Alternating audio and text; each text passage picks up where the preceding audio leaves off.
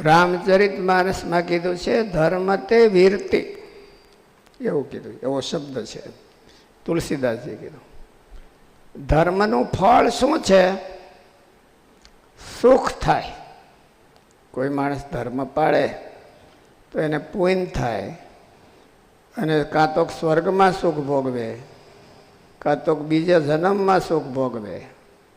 ધર્મ તે બીરતી, ધર્મના ફળ બે છે, એક તો સુખ અને એક વૈરાગ. વૈરાગ ક્યારે થાય? કે ધર્મનું ફળ પહેલું એને સુખ એની પાસે આવે કે તારે જોઈ છે. જો આપણે એને એક્સેપ્ટ કરી લઈએ તો ન થાય. જો એને પણ ઠોકર મારી દે કે ભાઈ મારે સ્વર્ગનું સુખ જોતું નથી, તો એને વૈરાગ્ય પ્રાપ્ત થાય છે. એવું તુલસીદાસજીએ કીધું. ધર્મ તે બીરતી, ધર્મથી વૈરાગ્ય હોતે થાય છે.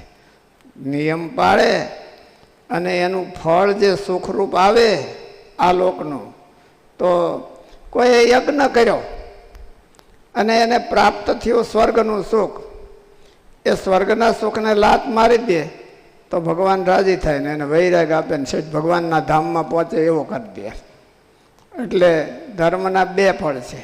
કોઈ સારી ક્રિયા હોય એના બે ફળ. એક તો આ લોકમાં આપણે કંઈક ડોનેશન કર્યું, લાખ રૂપિયાનું ડોનેશન કર્યું, તો ડોનેશનનું પહેલું ફળ શું? સભામાં એને હાર પહેરાવે. જો હાર પહેરાવવાની ઈચ્છા ન રાખે તો એને ભગવાન આપે ફળ. અને હાર પહેરાવા હાટું જો કર્યું હોય તો પછી આને પતી જાય આપણું બધું, પછી ત્યાં જવાનું ન રહે આપણે.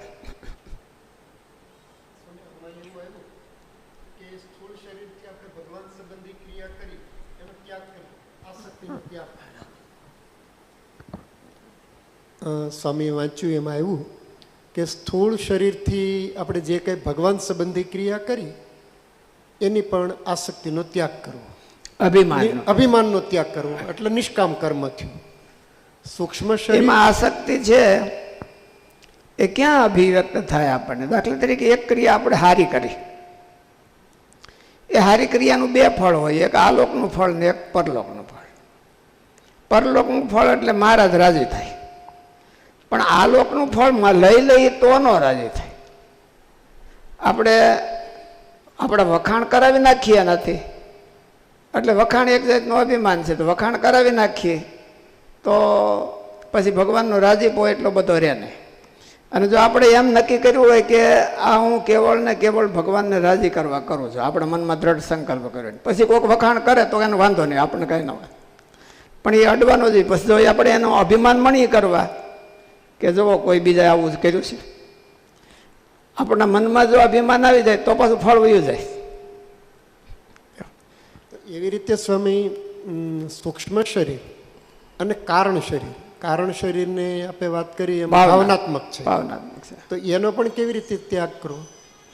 એનો ત્યાગ તો એ રીતે કહેવાય, મનમાં એને એમ થાય કે આવું કોઈ કરી ન શકે, આવી ભાવના કોઈ કરી ન શકે, તો એનો અર્થ એવો થયો કે એને એ ભાવના કરી છે એનું અભિમાન એને છે.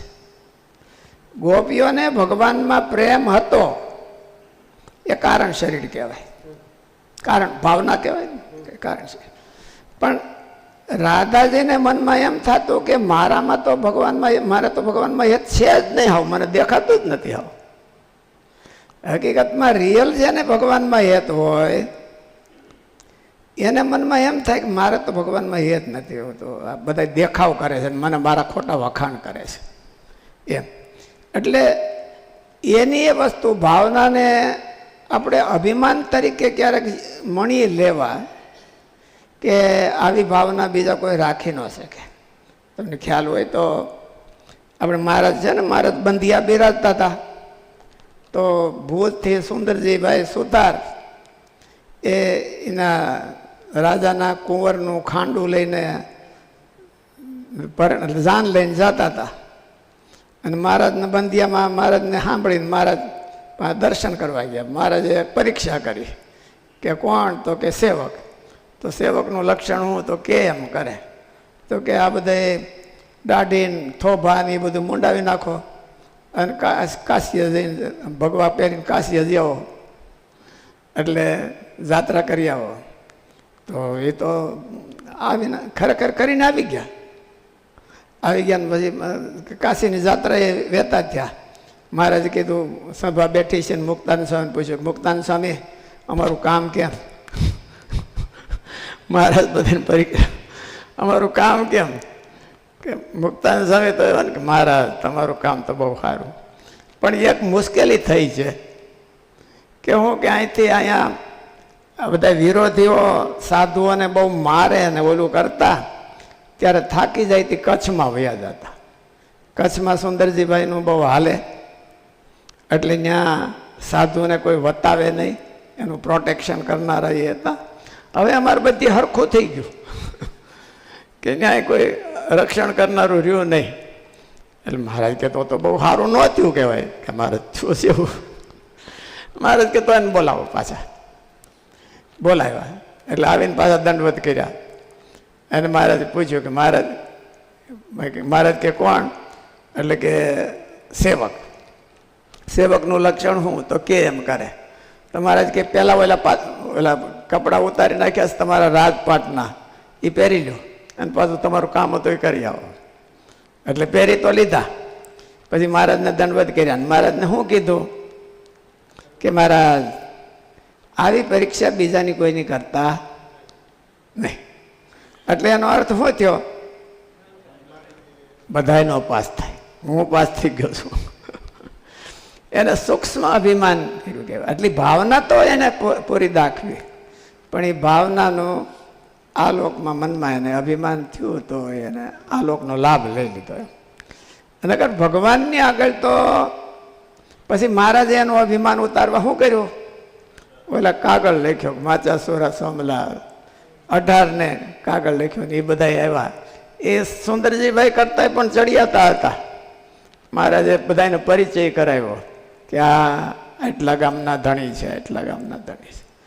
એટલે મહારાજની આગળ તો મુક્તાનંદ સ્વામીને મહારાજ જ્યારે દંડવત કરે ને, ક્યારેક બહારથી આવ્યો હોય તો દંડવત કરે. એટલે મહારાજ માણકી ઉપરથી ઉતરીને કૂદકો મારીને મહારાજ મને દંડવત કરવા છેટા હોય તાય, પાસે હોય તો કરવા ન દે. દોડીને મહારાજને પકડી લે અને મહારાજને આમ બધ ભરીને દંડવત ન કરવા દે. મહારાજ કે અમને કરવા દો, તમે દંડવત કરવા જેવા છો, તમે અમને દંડવત કરવા દો, 5 કરવા દો પૂરા. એમ નહીં મહારાજ. મુક્તાનંદ સ્વામી શું સમજે? અરે મહારાજ તમારે તો સેવા કરવા માટે લાઈનમાં ઊભા છે બધા, એને વારો નથી મળતો, અમને વારો તમે આપ્યો એ જ અમારો મોટા ભાગ કહેવાય. એટલે એને વખાણ કરે તો એને કાંઈ અભિમાન આવે નહીં. અને નહીં તો કોકના વખાણ થાય તો થોડુંક અભિમાન આવી જાય. અભિમાન આવી જાય તો આમ તો કારણ શરીર છે, ભાવના છે એ તો કારણ શરીરની છે, પણ તો એને ભોગવું કહેવાય એને. અને અભિમાન ન આવે એનું, ચાકરી કરી નવ મોજ વાગે. હરિના ગુણ તો હરિના જન તો હરિના ગુણે યુક્ત છે, અને મુક્ત તનનું નહીં માન છે ને. અક્ષર ભાવને પામી ગયો હોય, મહારાજ કે પાકા નિશ્ચયનું શું લક્ષણ? કે અક્ષર ભાવને પામી ગયો હોય તો પણ દાસનો દાસ થઈને રહે. એને એની સ્થિતિનું અભિમાન ન આવે કે મારી સ્થિતિ આવી છે અને આ બધા તો પામર છે, વિષયમાં ગોથા ખાય છે. ગુણાતીતાનંદ સ્વામી કે મહારાજને રાજી કરવા છે એટલે આ બધાને, સ્વામીએ તો એવું કીધું ને કે એને આમાં પેશાબ કરવાય ન બેહી તો એની સેવા કરી છે. મહારાજને રાજી કરવા છે, એની સ્થિતિનું સાક્ષાત અક્ષરના અવતાર ગણાય.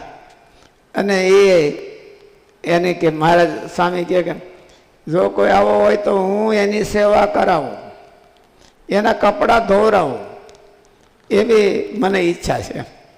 એટલે એવા મોટા હોય તો પણ એને એનું અભિમાન, સ્થિતિનું અભિમાન ન આવે તો એનો સદુપયોગ કર્યો કહેવાય. અને અભિમાન આવે ને થોડુંક વખાણની ઈચ્છા થાય તો એને મનમાં એનો આ લોકમાં ઉપયોગ કર્યો. ઘણી વખત ભાવના હોય સાચી જ હોય, ખોટી ન હોય, પણ એને મનમાં અભિમાન આવે તો એનો પેલું થઈ જાય.